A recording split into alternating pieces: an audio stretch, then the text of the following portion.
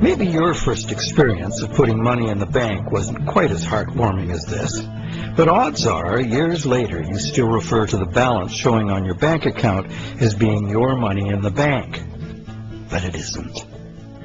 If we have a deposit box at the bank, the valuables we put in it are still ours. We're just renting secure space to store them.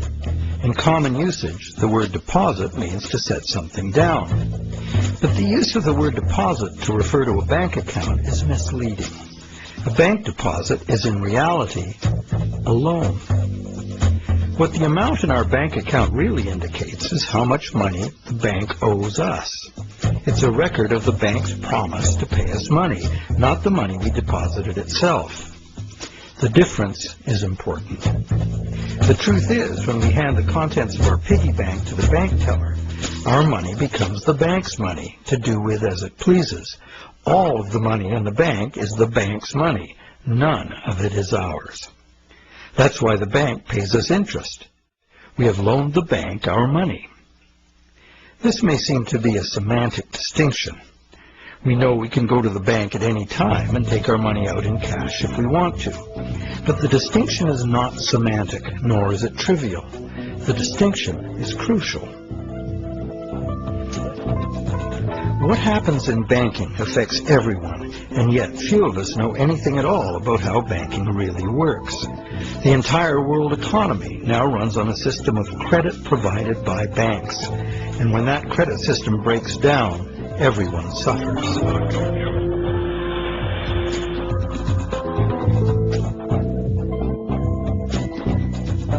To make things worse, the explanations for these breakdowns offered by the experts never look at the root cause, namely that other than cash and coins, which make up just 1 to 5% of money in circulation, all the money in existence today was created as the principal of a bank loan, with the banks requiring principal plus interest as so-called repayment. Not only does this make the existence of money entirely dependent on the existence of bank credit, it makes the system as a whole bankrupt by design, as total debits, principal plus interest, exceed total assets from the moment the first loan document is signed. As the global banking system staggers towards worldwide collapse, more and more people are realizing they can no longer ignore the realities behind banking as it is practiced today. Many have lost their homes and jobs due entirely to the unsustainable practices of moneylenders. It's time people understood money and the pressing need to fundamentally change the way it works.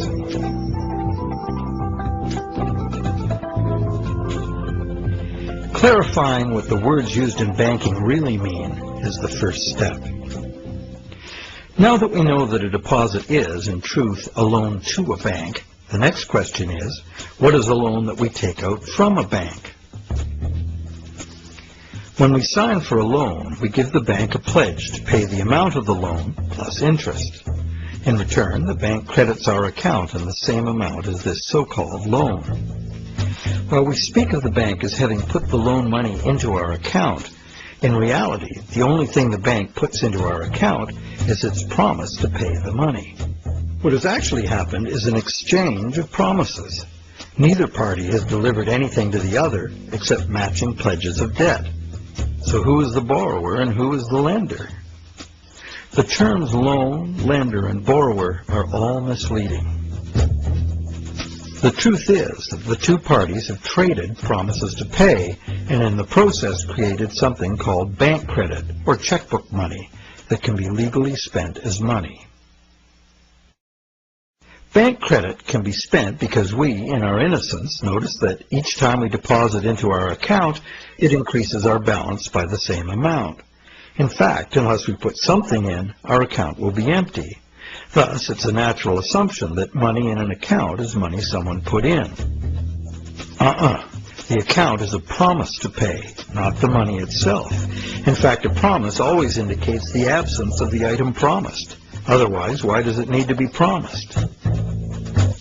Now, because all bank accounts are just promises to pay, the bank and the borrower can simply exchange promises and, in the flash of a few keystrokes, a positive balance appears in the borrower's bank account without anyone putting existing money in.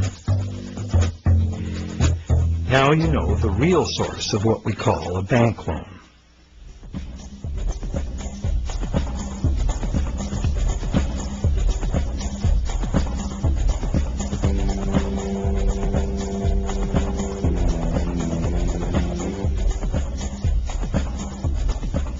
How different would it be if two parties just got together in a basement with a printing press and created new money that way? We intuitively understand the act of fraud called counterfeiting. In printing fake $100 bills, the counterfeiters also create new money out of thin air. Money gives us the ability to purchase the real goods and services of the world. It's clear that the counterfeiters have created new ability to purchase real goods and services without giving anything in exchange, except a fancy piece of paper. Counterfeiters get something for nothing, directly at the expense of whoever gets caught with their counterfeit money. And if the counterfeit money is not discovered, it dilutes the money supply, stealing from everyone. Counterfeiting is a serious crime, and it is easy to understand why. It's cheating on a basic social agreement, thou shalt not steal. But taking a loan from a bank also creates new purchasing power. However, instead of being considered a form of theft, it is the very basis of our monetary system.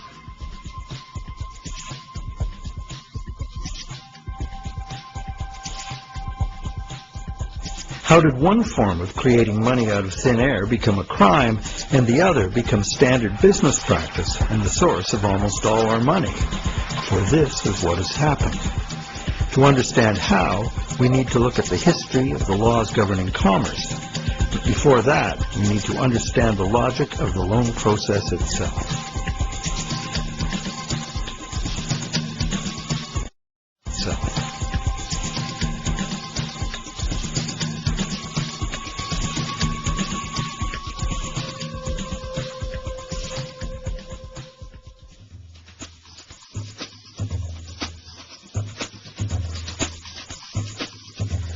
The borrower wants to purchase an item but doesn't have the funds to do so at the present time. However, the borrower does have confidence in having sufficient funds over time to pay both the original price of the item and the interest on a loan. So he goes to a bank to arrange a loan. The borrower is capable of making a credible promise of money in the future, but otherwise at this moment he comes with empty pockets. That's why he needs the loan.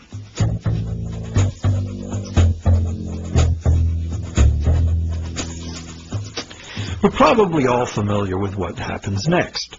The bank gets the borrower to sign an agreement in which the borrower promises to pay the bank the amount of the loan plus interest or, in default, surrender to the bank the object that is to be purchased with the loan. This is done countless times every day all over the world. But there's a problem. How can the borrower pledge as collateral something that the borrower does not yet own? If I wanted to borrow $10,000 from you to go on a luxury cruise to Europe, would you accept my neighbor's car as collateral? Of course not, because you know very well that I have no legal right to give you my neighbor's car, no matter how much I owe you. But if instead I promise to buy my neighbor's car with the $10,000 you lend me, the situation is different. You might agree to lend me the $10,000, believing I will buy the car and will pledge it as collateral for the loan once I obtain legal title to it. However, until the transaction is completed, your $10,000 loan cannot be secured by title to the car. This sequence of events problem could be very simply avoided. You could buy the car and then sell it to me. The bank could do it this way too. If the borrower commits to the bank to buy the item, why doesn't the bank just buy it with its own money and then sell it to the borrower on time payments at interest? Well, the answer to that question is also very simple. It's because the bank, like the borrower, has come to the transaction with empty pockets. The bank fulfills its part of the so-called loan transaction by creating an account for the borrower. The truth is, the so-called borrower has funded his own account by fraudulently pledging a car he does not yet own as collateral. And the bank, the so-called lender, hasn't put up any existing money at all.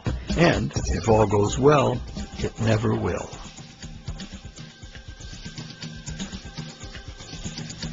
The borrower believes the new numbers in his account now represent his money in the bank.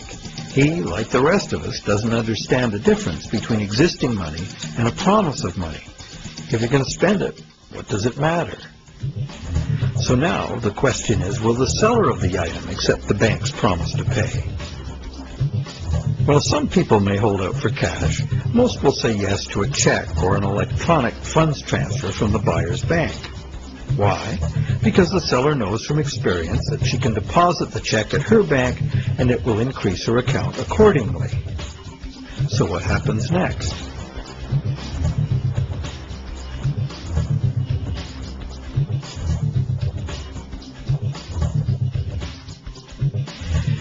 Well, obviously the buyer's bank now owes the seller's bank the amount of the loan. So you might be thinking, isn't this where the money comes out of deposit? The bank's promise to pay the borrower has just been transformed by the transaction into a promise to pay the seller's bank instead. So now the buyer's bank has to transfer some of its existing money to the seller's bank, correct? Yes, but probably only a small proportion. And over the long term, as long as the bank gets its fair share of deposits, the net amount of existing money the bank needs to cover its loans can theoretically be zero. How? Well, imagine first that the seller has her account at the same bank as the buyer. She deposits the buyer's check into her account. All the bank has to do to complete the transaction is reduce the buyer's account by the same amount it increases the seller's account. As both accounts are just promises, no existing money is involved in doing this. What is the end result? The bank has created bank credit for the borrower to the sum of $10,000. The borrower has bought the car that existed in the world of real things, and the seller now has that bank credit of $10,000. Thus, a brand new claim upon $10,000 worth of real goods of value was accomplished with absolutely $0 of the bank's or anybody else's money. On top of that, the bank gets to have all this so-called money paid back by the borrower's honest toil, plus interest, or the bank gets the car.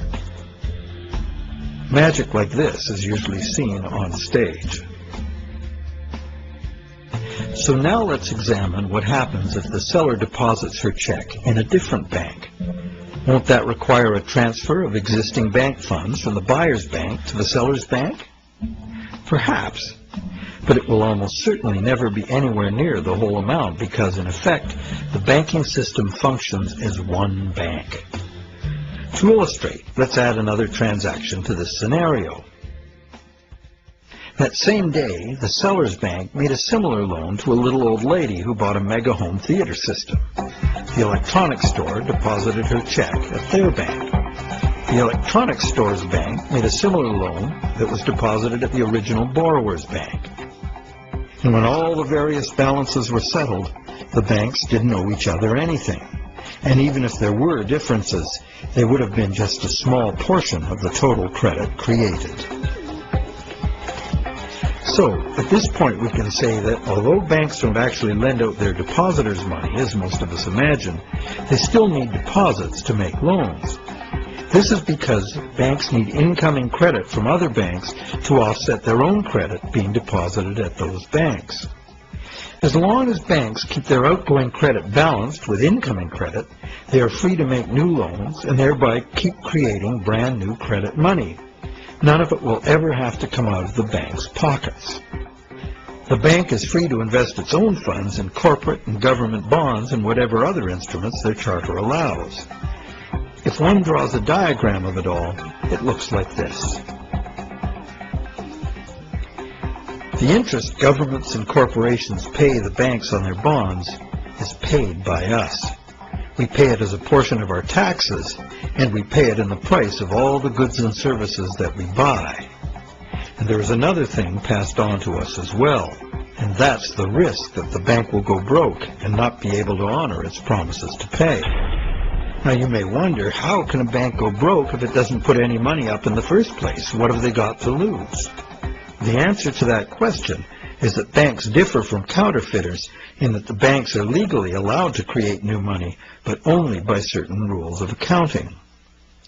Banks can only create money by entering a borrower's payments and collateral as an asset on the positive side of the ledger, balanced on the negative side by the loan, or what the banks call the deposit liability created by the bank. When the borrower defaults on the payments, the asset pledged as collateral is seized by the bank and sold. In a declining market, when repossession is most common, the new lower value of the asset doesn't cover the bank's liabilities, which were based on the previous higher value. This shows up as a loss on the bank's books.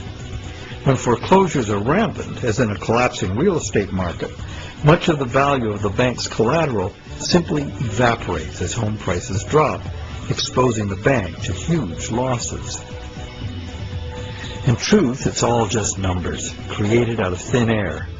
But banks must adhere to the dictates of these numbers, and the consequences of bank arithmetic gone wrong can include economic standstill, social disintegration, total financial chaos, lawlessness, starvation, and war.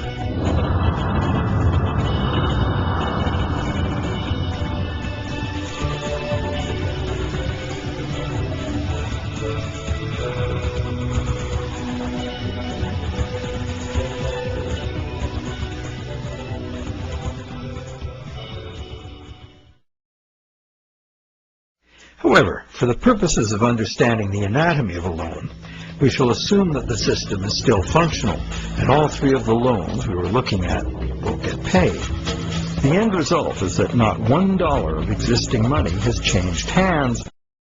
The end result is that not $1 of existing money has changed hands, but $30,000 of new bank credit has been created and spent into the money supply, and each of the three banks gets to collect interest on $10,000 of it. Is creation of this brand new $30,000 really an act of fraud, like counterfeiting? The obvious difference is that the banking system is legal, regulated by government, and disciplined by the courts to follow the rules of accounting. Another difference is that there is no obvious victim, like the person getting caught with a counterfeit bill. Banks argue that the buyer and the seller both got what they wanted and agreed to, so where is the fraud? And if there was a fraud, who lost out? Well, to determine that, let us list who got what out of the deal.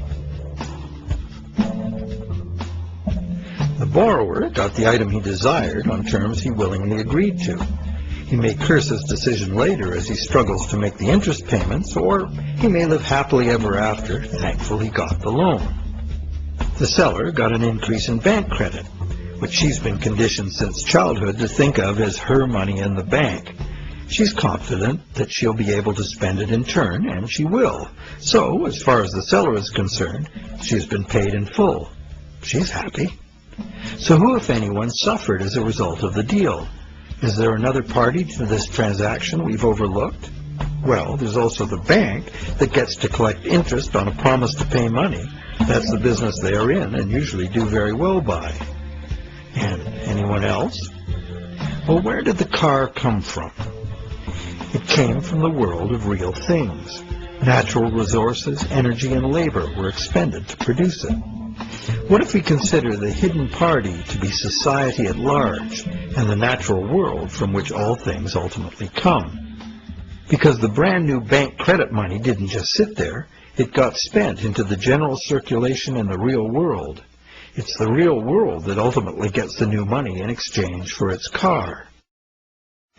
This new money might stimulate new production, temporarily enlarging the economy, making lots of people happy. In fact, it often does, as most bank credit comes into being as a home mortgage, stimulus for the residential construction industry, a big provider of good-paying jobs. However, after its initial productive use, this newly created money will basically just dilute the money supply, reducing money's purchasing power by a very small amount. So, in contrast to counterfeiting, where the loss occurs to a specific victim, here the loss is borne by us all, because the real substance of the loan, the car, was extracted from the economy at large by a slight loss in the value of everyone's money.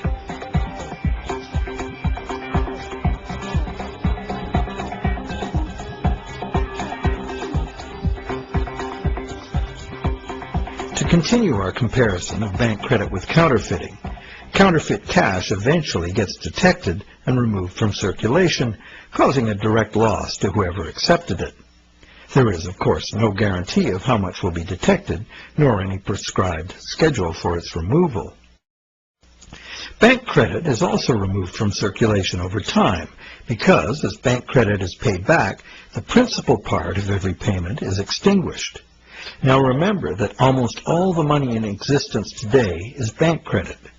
Therefore, almost every dollar that passes through our bank accounts has a scheduled appointment to one day be paid as a principal payment on a bank loan and cease to exist.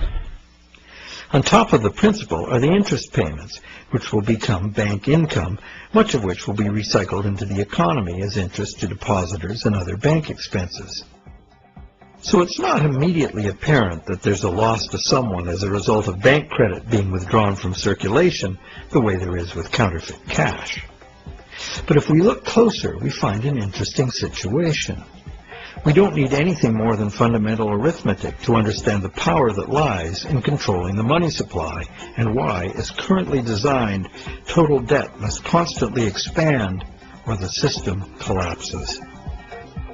Whenever the rate of debt money creation falls behind the rate of debt money destruction, the total amount of money in use will shrink. This is called deflation because the money supply is shrinking like a deflating balloon. The result is less money relative to the goods and services available. With less money around to pay for them, the price of goods and services go down. At first, this sounds like a good thing, and it could be, if money were not created as debt at interest.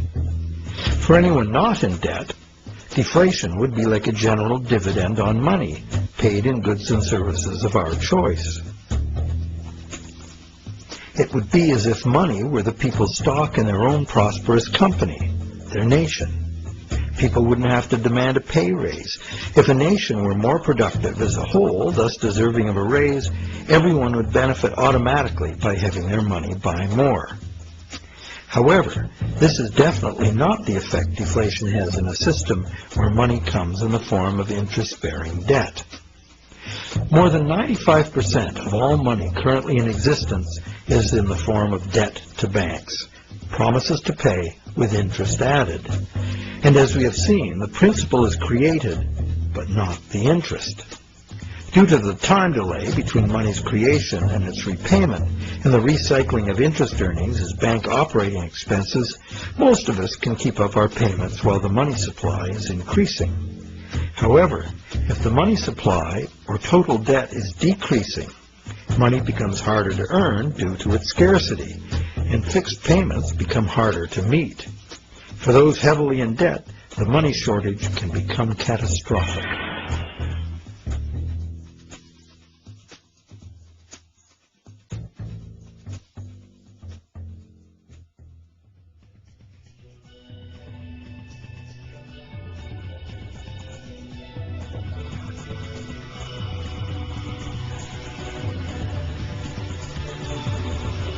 Unfortunately, the psychological effects of falling wages and prices rapidly accelerate the process, as borrowers, including large businesses, lose confidence in being able to repay loans, so that they don't sign up for any.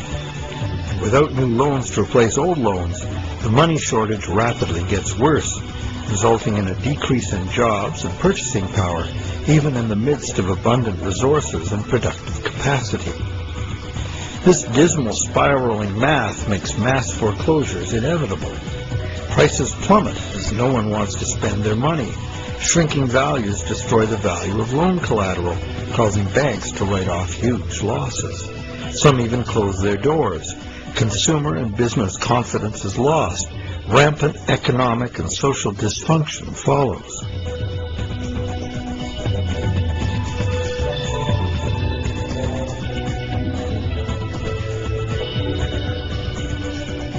This disastrous spiral cannot be turned around unless the government creates new money itself or goes deeply in debt to private banks in order to create enough new money to reorganize and rejuvenate the economy. The most familiar example of this is the stock market crash of 1929. The psychological fallout of the stock market collapse resulted in less borrowing and thus less new money. The Federal Reserve did nothing to correct the resultant deflation, and by 1932 the money supply had been reduced by a third. Countless people were evicted from their homes because the money to make their mortgage payments simply ceased to exist. Then, in 1932, Franklin Roosevelt became the U.S. president. Roosevelt's New Deal set out to restore the economy by restoring the money supply. To counter the money shortage, Roosevelt borrowed from the private banking system. Factories started hiring again. But only when the war arrived, there was suddenly no shortage of jobs or funds available to do what was necessary for the war effort. It was the money expended on World War II that ended the Great Depression. The war also resulted in 50 million deaths worldwide and led to a new hostile international balance of power with its attendant arms races, mounting debts, and sweeping social and technological transformations.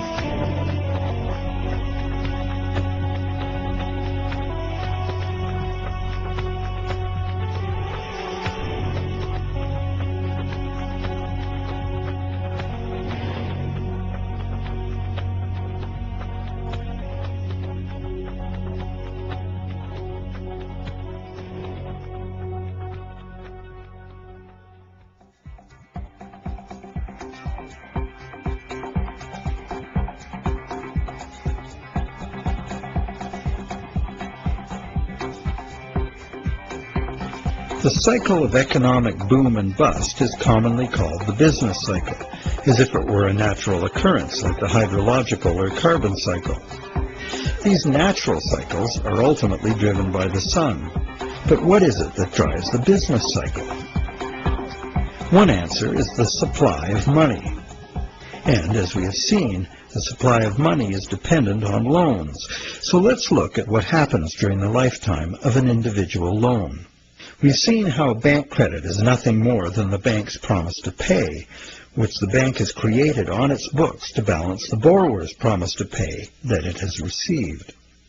The bank's promise to pay is usually spent on some real good or service and allowed to circulate, making the efficient exchange of goods and services easier to accomplish. As a medium of exchange, today's promise to pay money is unsurpassed in its usefulness and flexibility. However, because no money is created to pay the interest, a seemingly impossible situation is created. On the face of it, if borrowers had to pay the interest they owe all at once, they would have to fight it out for a limited sum of existing money that was very much less than the total owed. The percentage that would be unable to pay off their loans would be simple to calculate. However, interest is usually paid over time, not all at once. If this interest income is recycled into the general economy as spending, it can be available to be earned repeatedly. Once we understand this, the question of whether interest is actually unpayable becomes more perplexing. Is there such a thing as a sustainable system of lending that does not produce mathematically inevitable defaults? In the Middle Ages, usury, meaning charging interest or any form of making gains solely from having money, was condemned as a sin. While the justification was moral, the reason was practical. In a fixed money supply like gold, anyone systematically rolling over all of their loan money at interest will soon end up with all the money. This problem was a big factor in the ruin of Rome. Private accumulations of gold forced the government to make coins made of base metals instead of the real thing. Debased currency led to failing confidence and ultimate decline. The lesson was well learned. For the next 1,000 years, the Roman Catholic Church declared collecting interest on a loan to be a sin punishable by excommunication. In some countries, the penalty for practicing usury was death. Is charging interest really a sin? While today it seems very reasonable to charge for the use of money, there's a simple and unavoidable problem with doing so. Unless moneylenders spend every penny of interest they receive in such a way that the borrowers can earn it again, the borrowers are going to come up short, regardless of their hard work and personal virtues. Someone will default simply as a result of the arithmetic. This is easy to picture where there's a fixed money supply like gold coin. As long as all of the coins taken in as interest are spent so that the borrowers can earn them, the same coins can be used to pay the interest over and over. The lender can profit by buying real things with this coin, but the coin itself must be spent, not lent nor removed from circulation. Leaving aside any moral considerations, this arrangement would be sustainable. However, if the interest coins are re-lent at interest or removed from circulation by hoarding, there will be an inherent shortage of coins with which to pay off the aggregate debt.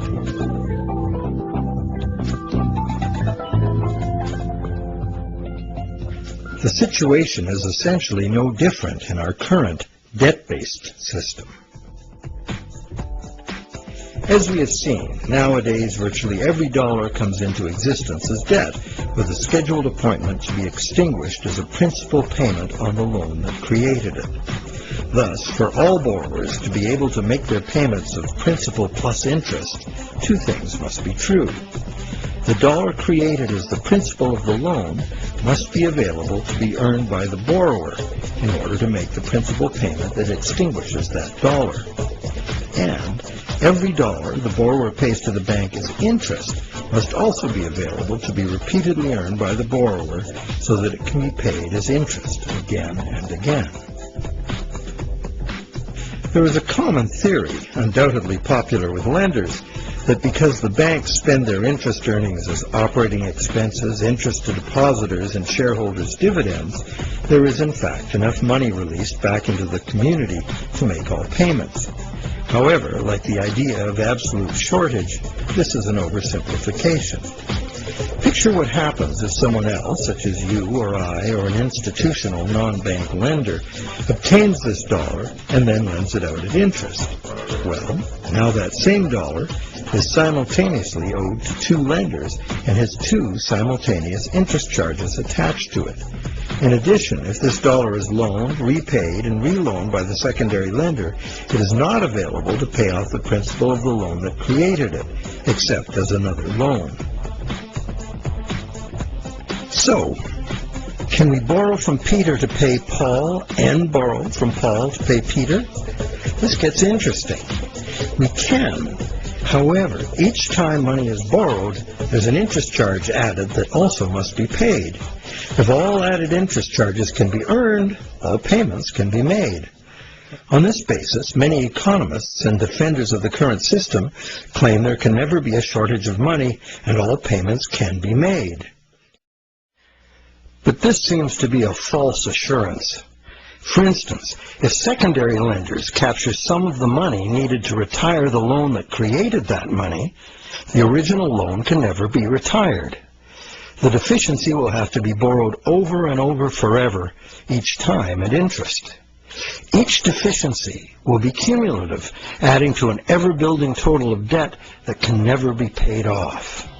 And it stands to reason that for each added interest charge in the system as a whole, something extra is demanded of the system as a whole to pay for it. This affects everyone, producers, governments, and consumers. For producers, that something extra must be raised through higher prices or more sales. However, competition for more sales usually requires lowering prices, necessitating even more sales, and leads to overproduction and saturation of the market. The end result can mean job losses, plant closures, and bankruptcies. For governments, that something extra is raised by increasing taxes. But increasing taxes drains money from the productive economy, resulting in a reduction in the collective ability to pay taxes, which then necessitates increased government borrowing and additional interest charges. For consumers, something extra can mean getting an additional job, or borrowing to pay past debts, or paying off debt over longer periods of time. However, competition for jobs tends to lower wages, and paying over longer periods of time adds enormously to the amount of interest owed. And of course, borrowing to pay off past debts is like trying to fill a hole with more hole. And that is the situation we find ourselves in today. Producers can't sell more because consumers can't afford to buy. Governments are cutting taxes, not raising them, because consumers can't afford to buy. Governments are cutting taxes, not raising them, hoping to stimulate consumer demand. And consumers' real incomes are limited or even falling due to competition for a limited number of jobs. Therefore, any increase in the total amount of interest charges within the monetary system as a whole will result in a genuine shortage of money. This is because the real productive economy is limited by the availability of nature's resources. The productive economy exists to serve actual needs. It simply cannot keep pace with the demands of the artificial financial economy, which has an unlimited appetite for profit, and which operates with no regard for the natural limitations of the real world.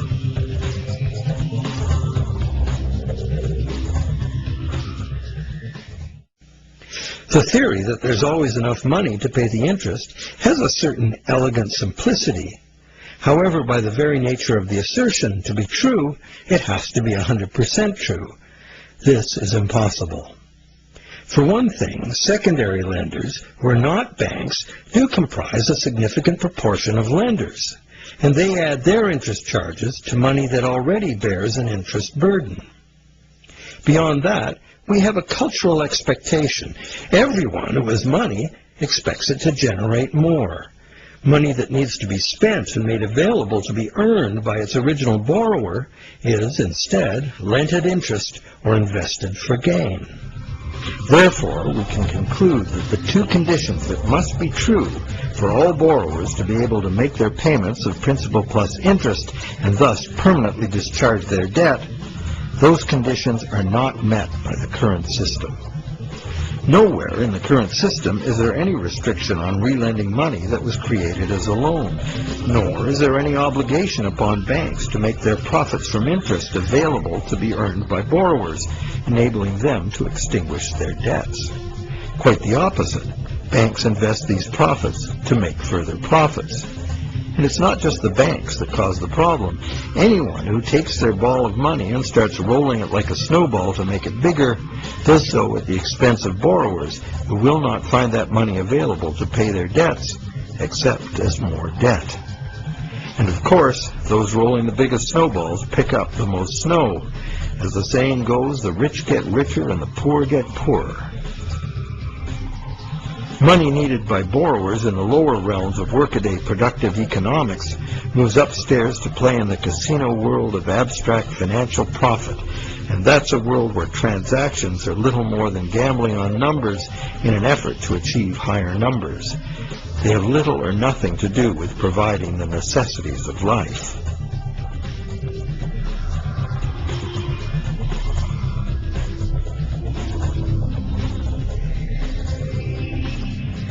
Today, the largest volume of money by far is changing hands in what is best described as the gambling economy.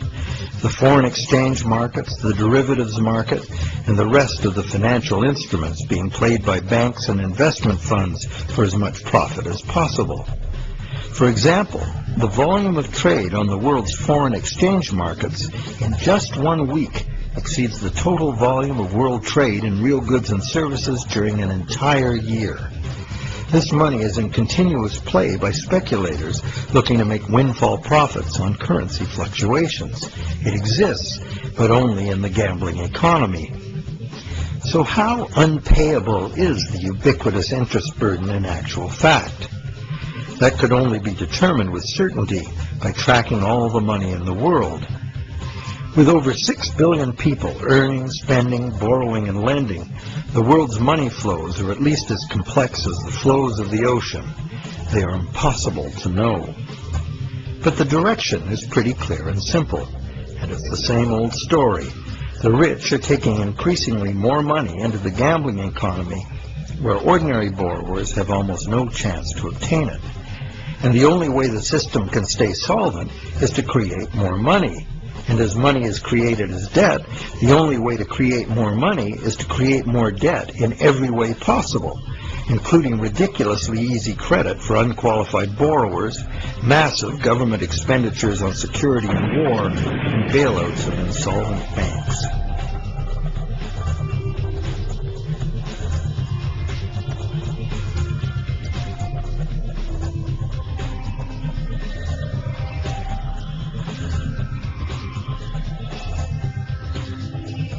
How does the individual loan cycle relate to the boom and bust phenomenon known as the business cycle?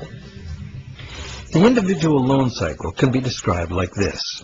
First, there is economic stimulation because of initial spending. This is followed by inflation because new money basically just dilutes the money supply. And eventually, inflation is followed by deflation as loan repayments gradually extinguish the principal, removing that money from circulation. As long as the individual loan cycles don't match up, these cycles can smooth each other out. This creates a fairly stable money supply that leads to fairly stable prices, although continuous growth of the money supply is required, at least in part, because as you will recall, the money to cover the interest was never created. This is the model on which our economy is currently based. Avoiding deflationary spirals and keeping inflation at a level that doesn't upset people's apple carts constitutes the art of managing the economy, which is rather narrowly defined as achieving so-called price stability. However, a look at the purchasing power of the U.S. dollar in real goods over the last century instantly reveals what this so-called price stability has really meant. The dollar has clearly lost almost all of its value, 96%, and is continuing to do so at a rapid pace. So price stability is not being achieved, and one hardly needs a degree in psychology to understand how human nature itself would turn the individual loan cycle into the collective phenomenon of the business cycle. The simple reason being that if one person sees great prospects and is doing well borrowing and expanding, others would have the confidence to do the same. Beyond the merely psychological effects, if one business is expanding on the basis of credit, its suppliers and distributors will find it necessary to do so as well, or lose that business to someone who will. The same herd effect would occur for a gloomy outlook and accompanying credit contraction. Thus, it is entirely predictable that individual loan cycles would have a built-in propensity to line themselves up rather than be randomly distributed. And when they do, we see the larger scale cycle called the business cycle emerging directly from the cumulative effects of individual loan cycles. So, to sum up, one could say that out of the exchange of promises made by the bank and the borrower, society gets chronic inflation and a dependency on banks for increasing infusions of money to pay ultimately impossible interest payments. This results in an inescapable treadmill of accelerating debt and depreciating money, the only alternative being a deflationary collapse of the economy followed by social chaos or war. This eminently unhealthy situation filters down through society, wreaking harm on every level. We are like addicts, but the fix is not more and more heroin, it's more and more credit money. And eventually, our collective ability to borrow and repay so much credit becomes exhausted. This then creates the need for constant expansion of credit into new markets, in essence creating a fiscal imperative to drive everyone in the world further and further into debt forever. In the United States, this constant debt expansion has led to a total credit market debt in 2008 of more than $53 trillion, which is about 5 times the total annual income of the entire country. So is the world at large happy about its end of the loan transaction? Probably not. But the world at large has very little awareness of where these problems originate, the elusive system of counterfeiting and hidden control that is modern banking. And how about the banks? How have the banks fared as a result of this system? Well, first, by putting up only a small fraction of the money they ostensibly lend, the banks have obtained a river of income from interest payments on consumer loans and mortgages. Second, by using their credit powers to acquire large portfolios of corporate and government bonds, banks collectively appropriate control over government and industry. And thirdly, due to the inevitable defaults and foreclosures, control over government and industry.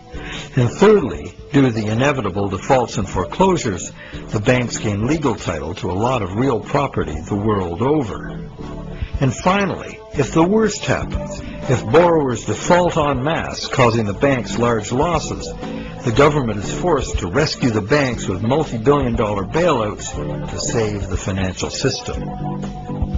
And what are these bailouts financed with? You guessed it, more taxpayer debt. It is really quite an achievement to pull this off, and without most of the victims even being aware of it. If you're now thinking there ought to be a law, well, there is. There's a whole body of law that makes all of this legal. So how did a system like this ever become the law? To answer that, we go back to England in the mid-17th century.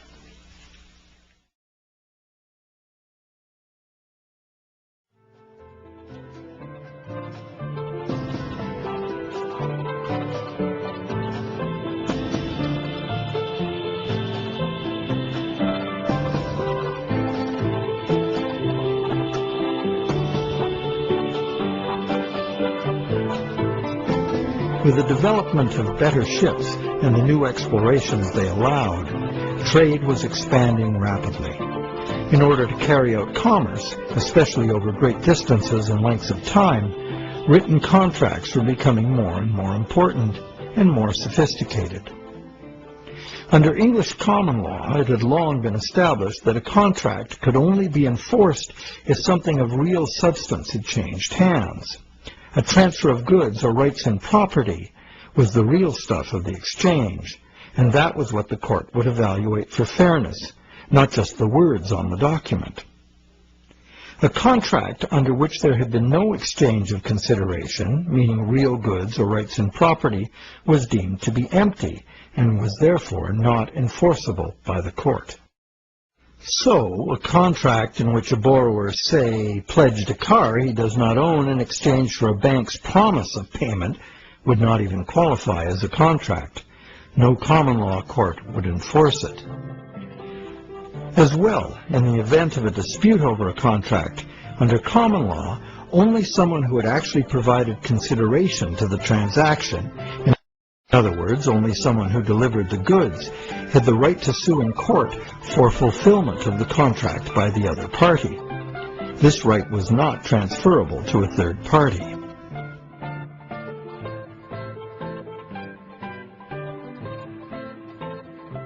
When early traders went off personally on expeditions with trade goods, they bought those goods at home with their local currency and would sell them for foreign currency in the distant destination. They would then buy foreign goods with the foreign money, bring those goods home, and sell them for their local currency. Pretty simple. But as trade became more sophisticated, traders became more inclined to stay home and just hire ships to carry out deliveries. This gave traders the freedom to import cargoes of foreign goods from different sources than the destination to which their home goods had been exported. Thus, a problem was created. The exported goods had been paid for with foreign coin, the value of which needed to be spent somewhere else.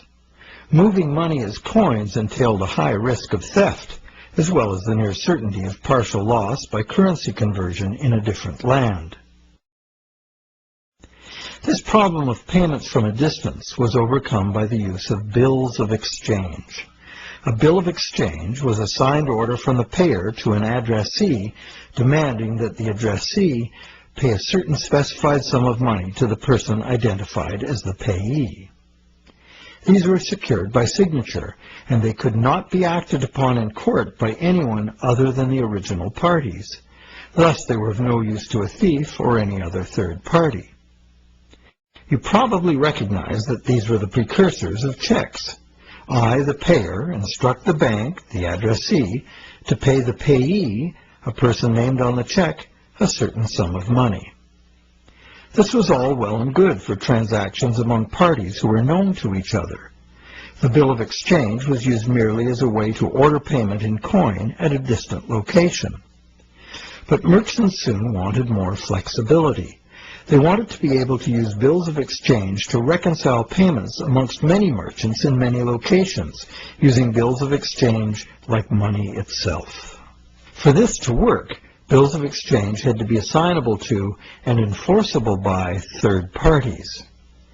As we shall see, this was the moment in legal history that gave sanction to the banking system we have today.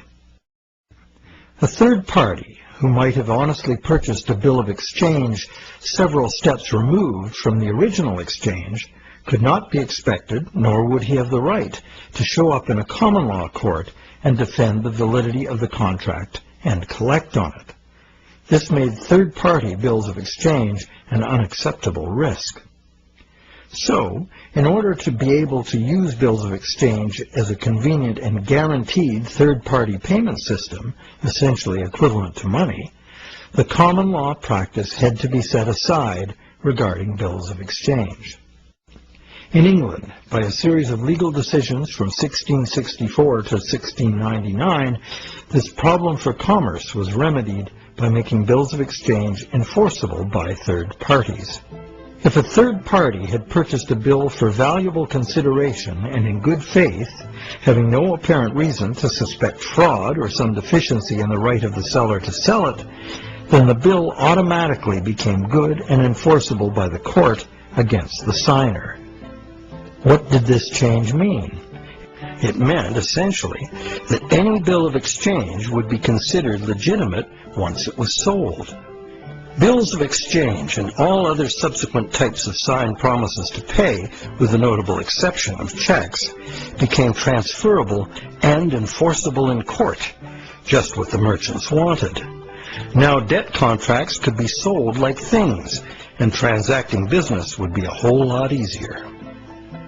Not only that, it opened up a whole new market for profit seekers, trading in bills of exchange themselves. The marketing of debt was born.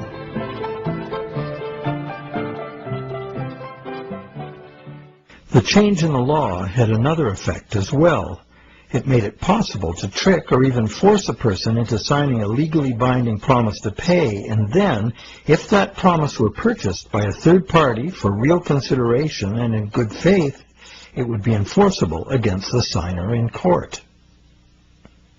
Ultimately, this became one of the foundational principles of the Uniform Commercial Code, which governs the conduct of business in the United States, and by extension, in most of the world.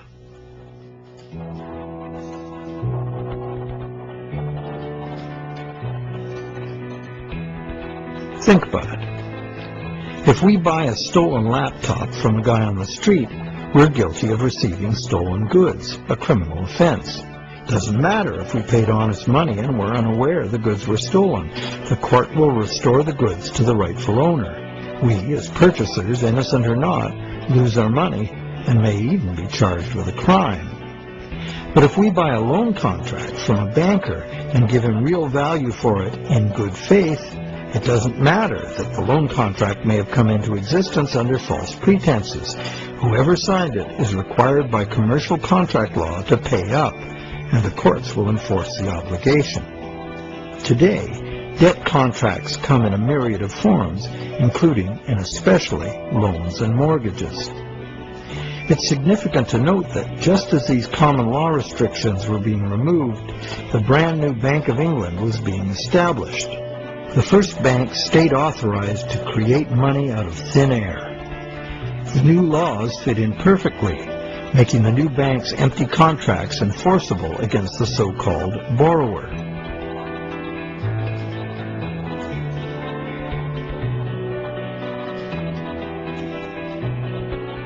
Those who have discovered the true nature of their own bank loans and have attempted to challenge the validity of their debt contracts in modern courts have discovered to their dismay that this commercial contract law is still the bedrock defense of money as debt. The bank will have sold the original loan agreement to a third party for value, and even though that third party is often just a sister company of the bank, all that matters to the judge is who possesses the document, what it says, and whose signature is on it. The bank's failure to inform the borrower about the true nature of the loan contract and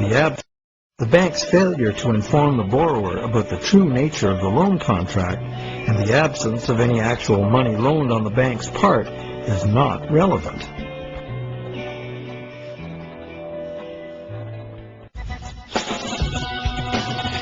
So, to conclude our investigation, it appears that modern banking practice rests on several distinct violations of common law, common sense, and natural justice.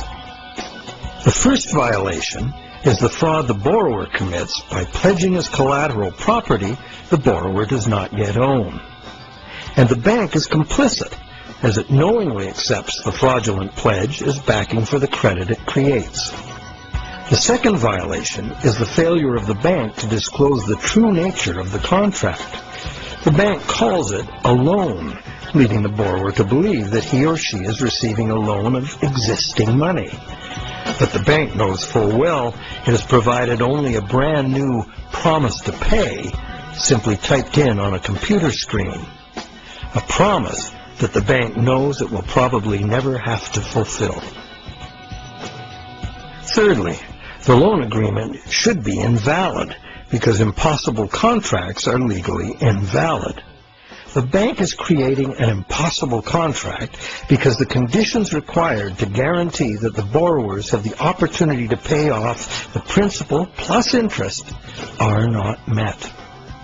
Unless the system enforces 100% recycling of both principal and interest, which it emphatically does not, some borrowers are going to default and lose their collateral simply due to the systemic shortage of money.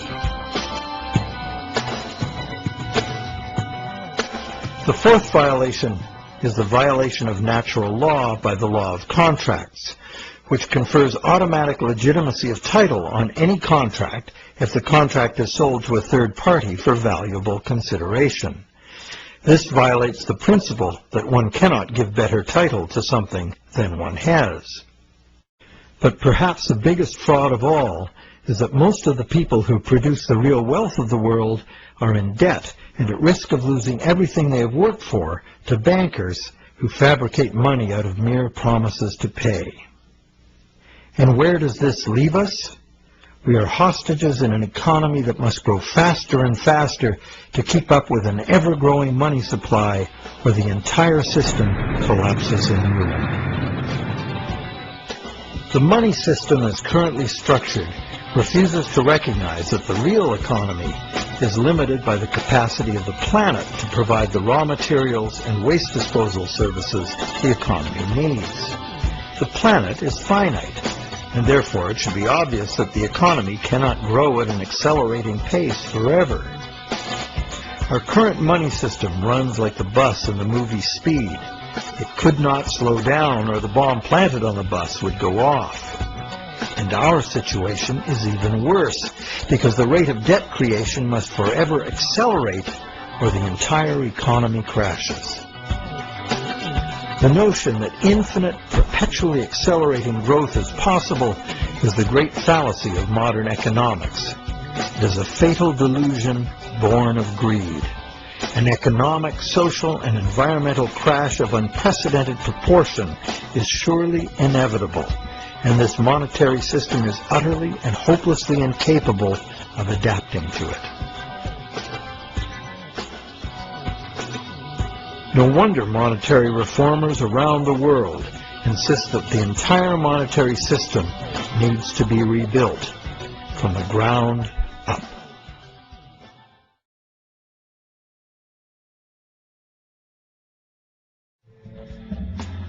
So what is the solution? One idea many people suggest is to return to the days when money was backed by gold. Gold, they argue, is the true money because it's inherently valuable. The underlying principle here is that money should be a commodity that is valuable due to its scarcity, as gold is scarce. As a general rule, those who hold this view of money also believe that money should exist independent of government. Another school of thought, diametrically opposite, is that the creation of money should be the exclusive prerogative of governments. Government, which represents all the people, should spend money into existence in the public interest, thus backing the currency with what it was spent on. Having taken back the power to simply spend money into existence, government would never need to go into debt or pay interest. Of course, government spending without limit would result in a worthless currency. To prevent inflation, money would also have to be extinguished. This could be accomplished using a wide variety of taxes, resource royalties, and user fees. Government spending and government taxes would, therefore, be interdependent and would equal each other in a perfect equilibrium. However, the goal of taxation would be to achieve price stability, as the government would have no need of tax revenues in order to operate. Over the centuries, both the gold-based system and various government credit money systems have been used, with the gold-based system prevailing well into the 20th century. This wasn't because government credit money didn't work. It did within the country itself, where it was accepted in payment of taxes.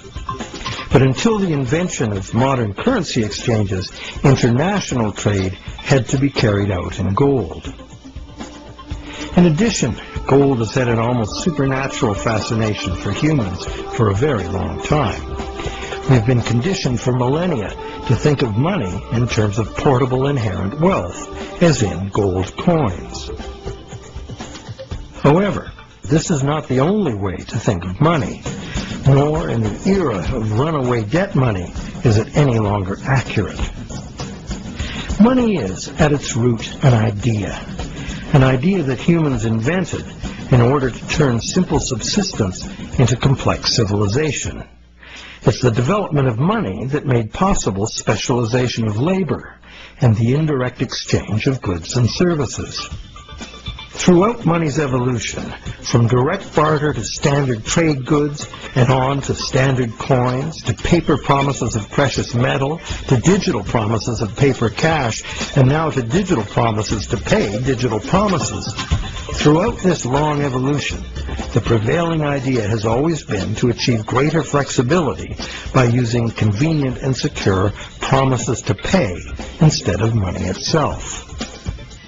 The problem with promise to pay money has always been that it provides a golden opportunity to cheat, to create more promises than there is real stuff to back those promises up. But is there a way to make the exchange of actual money just as convenient and secure as the promise to pay system? Now there is. Digital money, convenient and secure, is now a possibility because of new encryption technologies. It works like this. Imagine taking the serial number off a dollar bill and dispensing with the paper. What do you have? A digital dollar. A digital dollar that can now be electronically transferred around the world just as easily and securely as a promise to pay dollar. However, and this is the big however, the digital money, while being entirely electronic, is also like a metal coin. It can never be in two places at once. Thus, the multiplication of promises can be prevented by insisting on actual payment in cash, paper or digital. We don't even need to keep this digital cash in a bank, as it provides its own safekeeping and can be transferred by internet. And instantly transferable digital money could perform intelligent functions far beyond anything money has been capable of before. For instance, with simple math programmed in, money could be made to calculate its own value, eliminating human speculation, manipulation, and error. Wouldn't that be something? In the meantime, efforts are already underway to reform the monetary system through legislation. Initiatives like the Monetary Reform Act and the American Monetary Institute's Monetary Act have already been written, prescribing in detail how to return the power to create money exclusively to government, and thus limit banks to lending existing money, just the way most people imagine it works now. While differing in detail, all such reform proposals, in whatever country they originate, always advance the same simple idea. The benefits of money creation belong to the public. At present, money is created not for the benefit of society, but for the profit. At present, money is created not for the benefit of society, but for the profit of private banks. Banks like to create enormous amounts of money from our debt because the more we borrow into existence, the more interest the bank gets to collect, and the richer the bank becomes. In the process, the banks gain more control over everyone, individuals, industry, and government alike.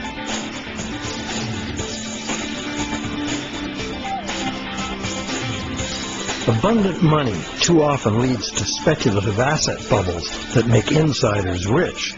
But, as we have witnessed, these bubbles inevitably burst under the unbearable weight of ever-increasing interest demands. The losers are many, including governments.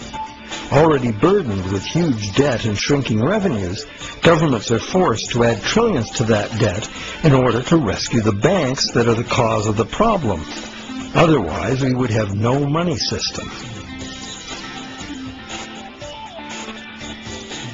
It's an absurd situation, and a tragic one, considering that government could instead create the money itself and spend it interest-free on infrastructure, education, and universal health care.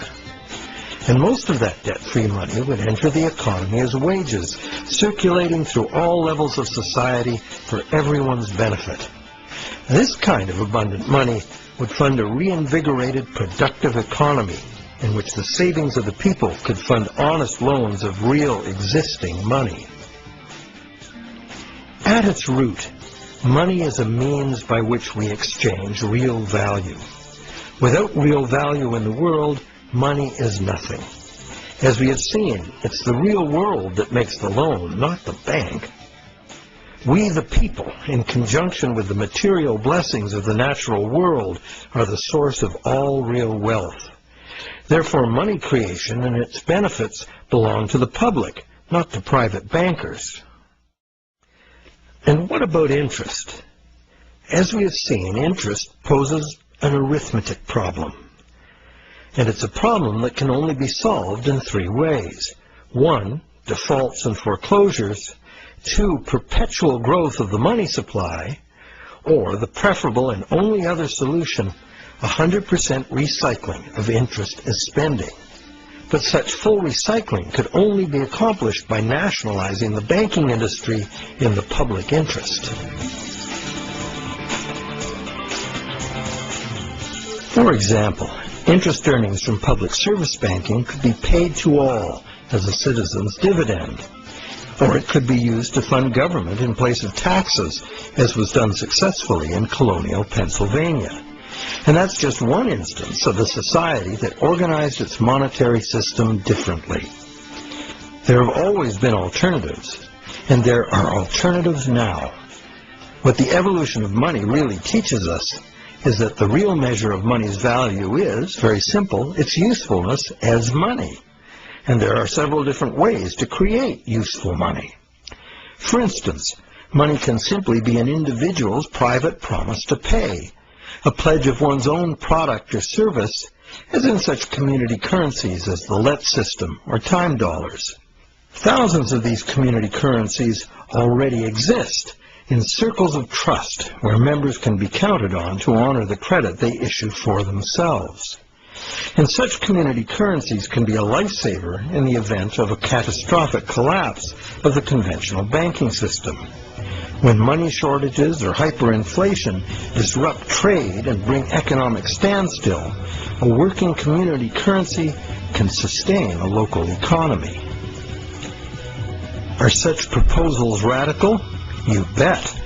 But there are unprecedented challenges before us. No longer can exponential growth allow us to sustain a monumental debt that must ever increase to prevent the house of cards collapse of the whole system.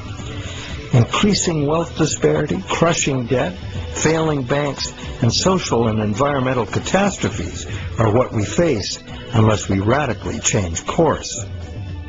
We must transform our monetary system to one that can adapt to a future we can now clearly foresee. To begin, we must examine monetary system designs that can deal with widespread economic shrinkage without inducing mass foreclosures and bankruptcies. But what can you do right now? Well, right now, there are people and organizations around the world that understand the problems and the injustice of today's monetary system. And you can join them in their effort to bring about the fundamental changes we need. It's time to talk to our friends. A financial crisis is the ultimate teachable moment. When bankrupt banks have to be bailed out by the governments the banks were formerly lending to, the contradictions, the fraud, and the fatal flaws of the current system are laid bare for all to see. But the solutions are there to see too if we look. We cannot afford business as usual. Making adjustments to the current system will not save us. The changes we need to make are radical and dedicated to the good of all, not the profit and control of a few. To make these changes, we must leave behind our outmoded assumptions and misplaced faith. We must face the challenge of a complete transformation. Reality calls.